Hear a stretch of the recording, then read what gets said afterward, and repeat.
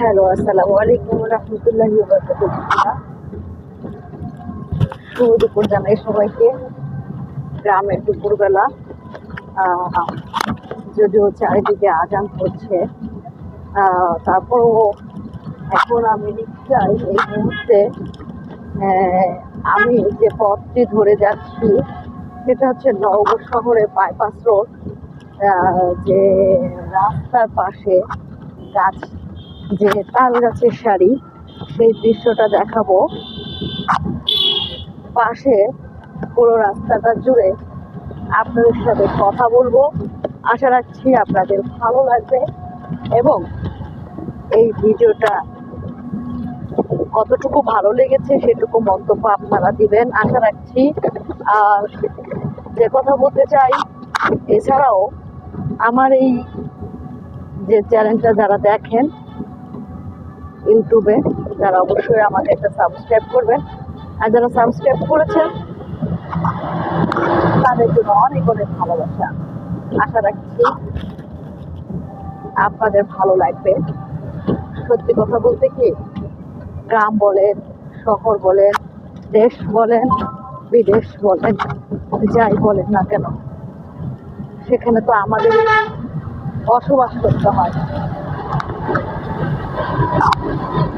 আসলে বসবাসের জায়গাটা আর জীবনযাত্রার মানটা, সেটা হচ্ছে একটা বিষয়, পরিস্থিতি এবং পরিবেশের উপর ডিপেন্ড করে।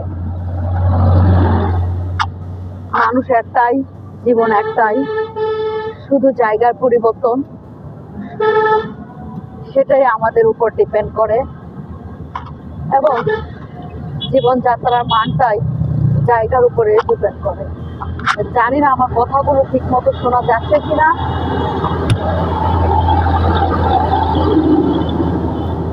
যদিও আমি সাউন্ডলেস মাইক্রোফোন ইউজ করছি।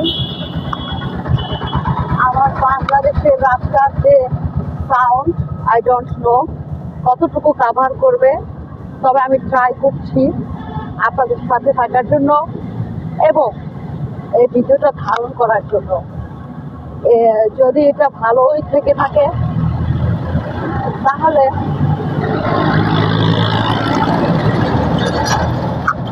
আপনাদের সাথে এভাবে ভিডিও করতে পারবো বলে মনে করব।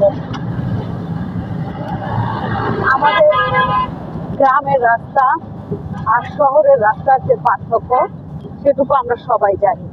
গ্রামের রাস্তার যতটা পার্থক্য বলতে পারি সেটা হচ্ছে, যদিও বা অনেকটাই নিরিবিলি, কিন্তু গ্রামের রাস্তাতে অ্যাক্সিডেন্টটাই বেশি হয়।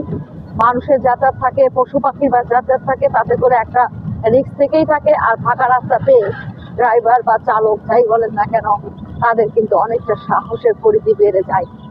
আর শহরের রাস্তা যানজটযুক্ত যা রাস্তায় একদম মানে ঘমাক্ত এবং কদমাক্ত শরীরে বসে থাকতে হয়, সেটার আরেকটা অভিজ্ঞতা। তো দেশের অবস্থা আপনারা সবাই ভালো জানেন, আমিও জানি। তো আর কিছু বলার নেই, আজকের জন্য এখানেই বিদায় নিচ্ছি। আবারও দেখি অন্য কোনো পথে, অন্য কোনো প্রান্তরে, অন্য কোনো দৃশ্যের সাথে দেখা হবে। আল্লাহ হাফেজ।